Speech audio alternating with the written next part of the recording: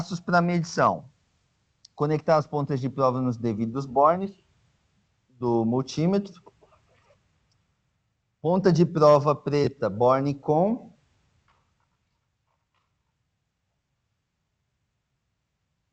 E ponta de prova vermelha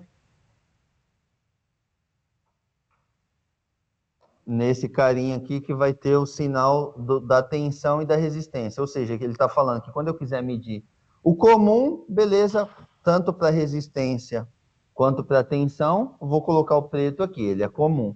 E o vermelho, quando eu quiser medir tanto tensão como resistência, no nosso exemplo, a resistência, ele colocou aqui. Se eu alternasse, cara, eu ia conseguir medir da mesma forma, tá bom? Nesse caso aqui.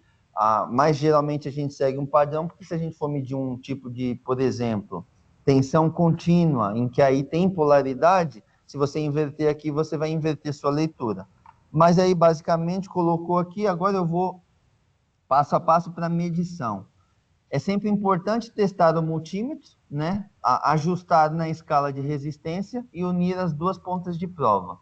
Aí, ó, geralmente escala de resistência. Uniu as duas só para... Ó, nota que quando você ainda não está fazendo a medição, ele tem um O, uma letra O e L. Isso representa infinito. O que isso significa? Que essa resistência ela é infinita. Ela é muito grande. Por quê? Porque eu não estou encostando as pontas de prova. Quando eu encosto, aí vira curto. Ou seja, aí a resistência fica muito baixa. Ou seja, zero resistência. Não tem resistência nenhuma, é curto-circuito. Eu estou encostando uma ponta na outra. Então, basicamente, para testar, coloca na escala aqui de resistência, testou, ok, o valor de resistências lido deve ser próximo de zero. Aí, quando você coloca aqui e segura, ele está dando 0,1, é próximo de zero. Caso contrário, pode haver algum problema no multímetro ou com as pontas de prova, portanto, não use esse aparelho. Então, se você colocou certinho aqui, na escala de resistência aqui, e onde tem aqui a continuidade, você apertou aqui, ele não bipar, o bip está relacionado não à escala da resistência, tá? E sim à escala da continuidade. Por isso que ele bipa. E aí, beleza, bipou. Se não bipou, pode ser bateria, não necessariamente é o multímetro ruim, pode ser alguma outra questão, pode ser que esteja ruim, descalibrado, ou pode ser questão também de pilhas ou baterias. Ao medir a resistência, os circuitos devem estar totalmente desenergizados, e inclusive capacitores descarregados. Isso aqui é muito importante, principalmente para quando você vai, por exemplo, no caso de um equipamento onde você tem ali um circuito eletrônico ali, um monte de placa, você vai medir, você tem que entender o que você está medindo. Se você vai medir, por exemplo, aquele sensor que a gente deu o exemplo no início, você precisa tirar ele da placa, não é medindo lá na placa com o circuito energizado. Até porque, por isso que vocês precisam ter essa compreensão. Quando eu estou medindo resistência, eu estou medindo resistência, eu não estou medindo tensão, eu não estou medindo corrente. Então, eu preciso... O que eu quero medir é a resistência. E a resistência, ela não vai depender da tensão e da corrente, aqui nesse caso.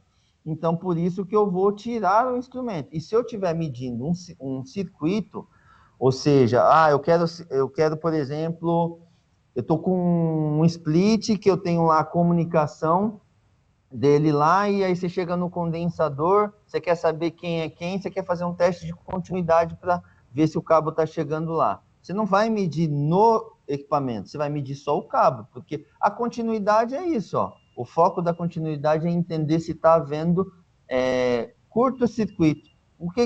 Quando a gente fala em curto-circuito, a gente já pensa numa explosão. Não, curto-circuito é basicamente isso aqui, é curto-circuitar um ou mais componentes. Então, eu estou pegando aqui e estou encostando um no outro. Ou seja, está havendo continuidade. Se eu tivesse uma corrente passando aqui e eu fizesse isso, vamos supor que essa tivesse ligado aqui a minha bateria no polo positivo e essa no polo negativo.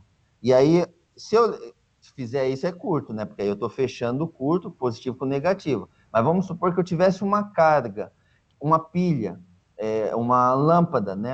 Fosse uma pilha que alimentasse uma lâmpada, e eu tivesse fechando esse circuito, aí a lâmpada ia acender, né? E aí, se eu quisesse, fora da bateria, testar a continuidade desse circuito, eu poderia justamente sem a bateria estar conectada, e conectar um numa ponta lá na entrada, outro na ponta na saída. Se ele bater aqui, ele representa que está dando continuidade. Isso é bem comum, às vezes a gente está em circuito eletrônico, às vezes a gente quer fazer uma medição, às vezes num disjuntor, num contator, enquanto ele está desligado, desenergizado, estou com um componente. Aí eu ligo o componente, eu testo entre entrada e saída. Se ele estiver funcionando, ele vai dar continuidade. Aí quando eu desligo o componente, ele vai parar de bipar. Então isso aqui também seria um teste que daria para fazer. Não só no disjuntor, num contator, num dispositivo que a gente vai ver mais adiante. Não encoste as pontas de prova, pois a resistência da sua pele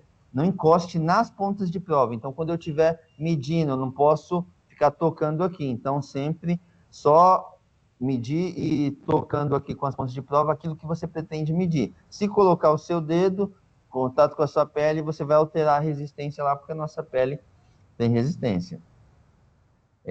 E aí, as pontas de prova devem ser colocadas em paralelo do componente ou curto ou circuito a ser medido. Então, ó, no exemplo aí da medição de resistência, a gente está pegando um resistorzinho e vai medir a resistência dele. Então, ó, você mede em paralelo. Tá vendo que o resistor, a gente entrou com as pontas de prova em paralelo? Então, basicamente, ó, aqui, se a caneta fosse um resistor, eu estou vindo com as pontas de prova em paralelo. Ou seja, ó, o meu multímetro está paralelo a esse cara aqui. Então, ó, eu estou ligando paralelo para medir a resistência desse componente aqui. Então, é isso que ele está querendo dizer aí, beleza?